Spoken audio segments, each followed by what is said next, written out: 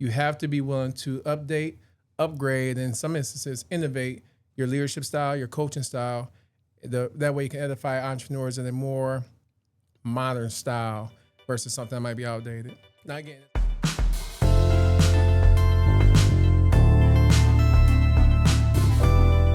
Hello, leaders, and welcome back to the LeadHer Lounge. Today, I'm very excited because we have a special guest. So, for this season at the LeadHer Lounge, we want to bring different perspectives and voices and leadership styles, and we want to bring people that we admire, people that we believe in their leadership style, so they can come and share their experiences, share their leadership philosophies. So today's guest is the co-founder and CEO of LiteRaise, revolutionizing nonprofit fundraising and community engagement. He also founded LiteTuition to expand access to education.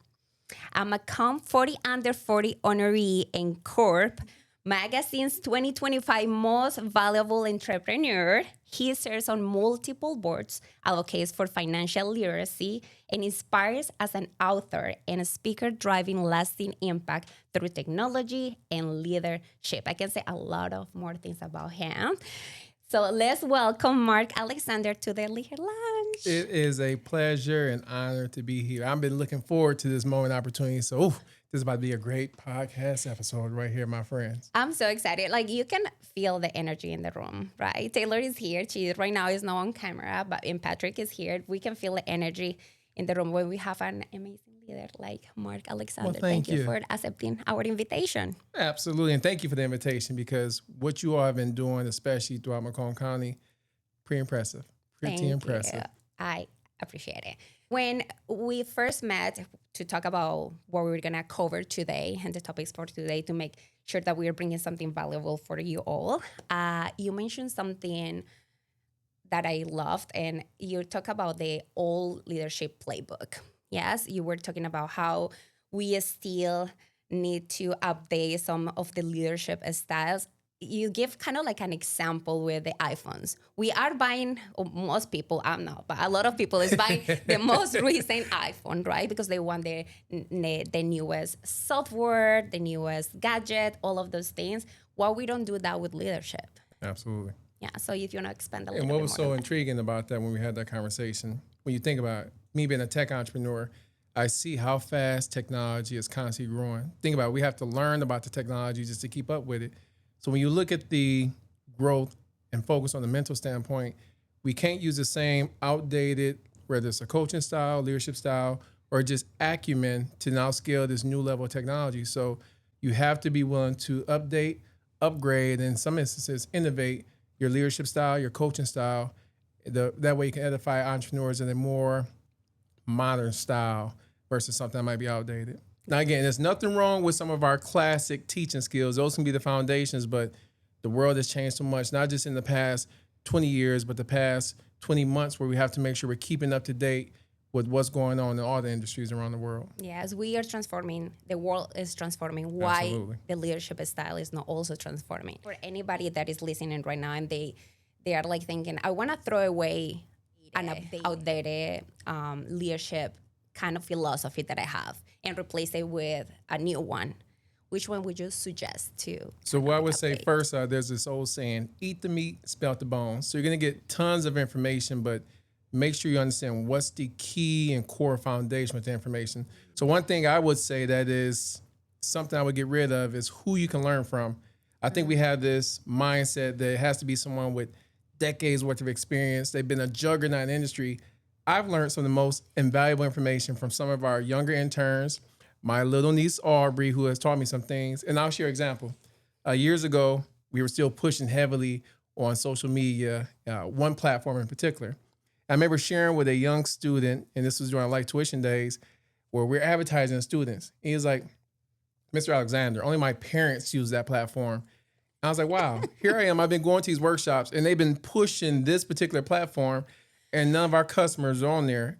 And imagine if I wrote them off and said, you're young, you don't know anything about business or coaching or anything, instead of listen. And that's the important thing. You can learn from absolutely everybody. It's a 360 learning opportunity out there. Mm-hmm. And the second you close off one lens, you can literally minimize or in some instances hurt your business and business growth.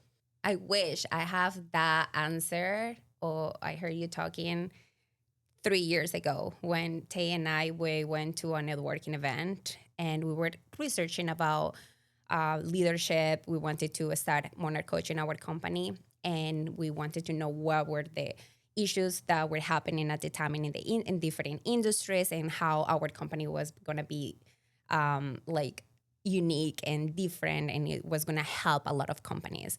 And when we went to this networking event, we have somebody very curious, a little bit older, much older than us, asking us about our company and what we wanted to do. And when I shared with him what I wanted to do with leadership development, he's like, but what can you teach me? He said, what can you teach me that I haven't learned in my 40 years of leadership? So I wish I knew what you just say, because definitely you can learn from anybody. Absolutely. But at the time, I was just like, I was in shock.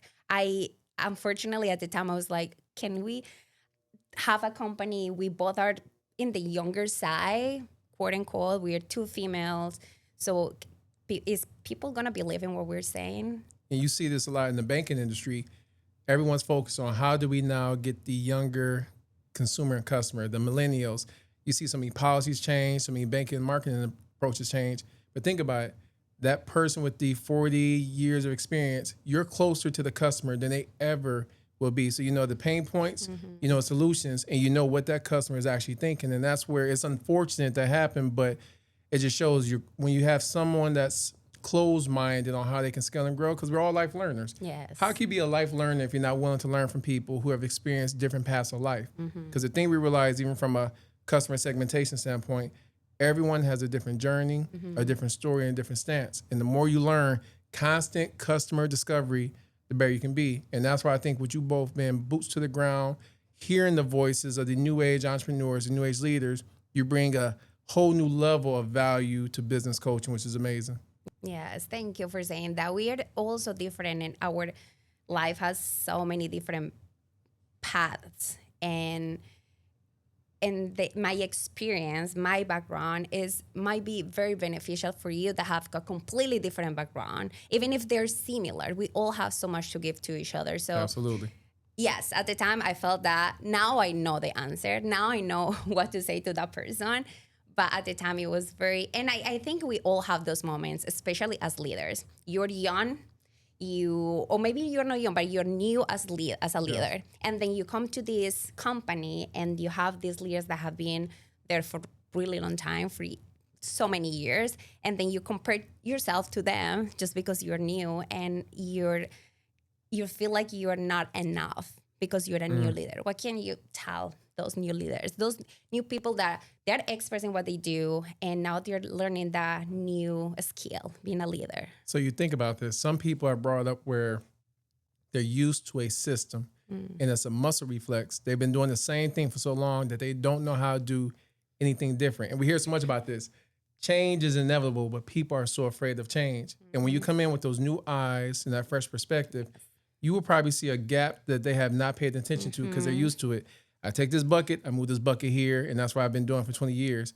They say, we know if you just slide the bucket down this conveyor belt, you can get it there faster, same point, but they're not used to it. Their mind is conditioned to think a certain way. That's why that new perspective, that fresh idea could be great. During my pre-entrepreneur days in corporate America, I was in management, and it was, to your point, intimidating going in where you've had team members reporting to you who have been doing this for longer than I was alive. And I had to say, okay, how can I add value to this? Now, this is something I think is important for any leader out there. You have to be willing to learn.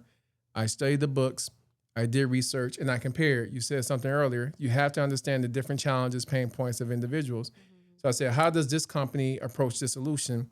And I started to see that, wow, if we just literally did more discovery, more understanding of it, it would work. But that made me as a young leader now invaluable to the organization because I seen things from a different lens, a different experience, and we became one of the top performing stores at that time in our area. So it was intimidating to learn, but do not suffer from imposter syndrome, because if you're in that room, you were meant to be there. Yes, you are. It was something that we love to say here in Monarch is that you don't face it until you make it. Ooh. You don't fake it until you make it. You There you face it. There you go. You face it because you're not faking anything. You're just like going through those challenges that always are going to be there. Yes. Always. Being a leader or not being a leader, you're going to go through challenges. So Absolutely. don't shy away from being a leader just because you don't want to go through those things. In life, we have so many situations and we are leaders in our own life. Yes. So just take the challenge and know your values and know that you will get there. What do you think organizations should partner with companies like Monarch Coaching, leadership development companies, to help them with their company culture? So we want to advocate for emotionally intelligent and authentic leaders. What do you think that companies should partner with companies like us? So I'm going to highlight my beautiful wife, Aziza. I love you. Thank you so much. She is my secret to success, because when you said that emotional intelligence, I realized there are certain blind spots I have that I might overlook that she catches. So even from a culture standpoint, our company culture is beautiful and amazing, but it's because of her being able to pay attention to the nonverbal. So even when you're talking to someone, a lot of times, even from a male leadership standpoint, I'm thinking, let's get it done. We'll see returns or profits or growth. But when you overlook the nonverbals, you miss some of those biggest things that's holding you back. When you see someone talking to you, that might say, yes, I'm happy, but you can see the sadness or the tears in their eye, and you have to take a moment to say, okay, what's really going on? Tell me what's on your mind. And when you can invest in someone emotionally, the return on investment that's going to be in the bottom line is through the roof. In addition to that, something I've learned, just the power of women, to highlight why I think Monarch Coaching is going to be amazing. My wife shared this with me. When you give a woman food, she can give you a meal. When you give a woman a house, she will give you a home. When you give a woman a seed, she can give you family. Women are incubators for so many things. If you have the ability to trust them and see the growth, the potential that's there, imagine what happens when you give them your ideas, your culture, your business, and say, how can we take this to the next level? What am I missing out on? So me having a dynamic partner like Aziza, I love you, baby, just highlights why I think Monarch Coaching is going to be invaluable for people. You'll see blind spots that organization may have overlooked, but ways to make sure there's more team camaraderie that's taking place and going on. Because in a world where technology is removing jobs, people need to feel comfortable in knowing that the business is invested in the long-term growth of the individual. And that's why I see a lot what you guys are bringing to the tables. Yes, that's what we brought him. Not to talk about Monarch Coaching, but how beautiful to talk about leadership and women in general too. And like recognizing, like sometimes we think when we talk about leaders is our boss, our director. No, leaders in our life, your wife, my partner, like we have so many leadership in our community, in our village, That's that right. we need to recognize. And we have so much impact that we need to make sure that we are developing ourselves in a way that is going to protect and make a positive impact. We are doing this development not just for ourselves, but for the people around us. And that's why leadership development in general, working on ourselves, is so important. So because you don't know who you are going to impact. That's You right. impact so many people, but your wife is impacting you, and because of that, you're impacting so many other people. Yes. And that's beautiful, and that's the power of leadership. Amen. Yes. Marc, thank you so much for coming. And I want you to share where people can find you, if there is any project coming up that you want to share, that you can share. I know some people, you have some things that you cannot share just yet, but we will celebrate him later. But anything that you want to share with everybody else. Oh, we will have yes. his information in the description, the YouTube description, but just say it out loud. So, of course, you can find me on Marc, DAlexander.com to see the journey and the speeches we're doing. You can also follow us on LiteRaise, LiteRaise.com, and then LiteTuition. So we have a lot of amazing updates that's taking place right now. We have some great partnerships we'll be announcing.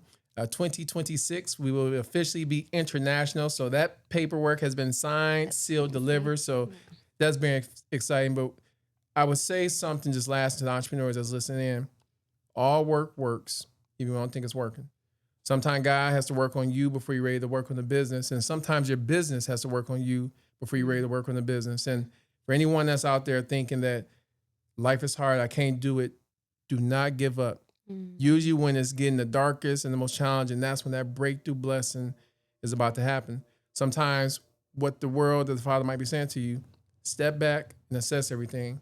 What resources do I have, or what resources that's available, whether it's coaching from our coaching, or whether it's just believing within yourself. But don't give up. All work works, if you don't think it's working. So I thank you for having me on the show today. This has been an enjoyable experience, and hopefully I can come back in the future. Oh, and share yes. some more We'll have updates. you so we can actually know what is going to happen in 2026. If you haven't yet, subscribe and share this episode with somebody that can benefit from it. And we will see you next week, leaders. Bye. Take care, everybody.